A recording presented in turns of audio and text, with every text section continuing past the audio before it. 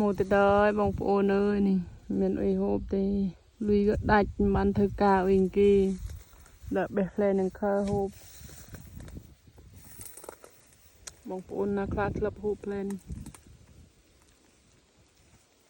ngành đây là việc việc miền bel và miền đơm này về đang chu phụ nó xa hộp ban cho mình play đấy ai lơ nó play cái đàn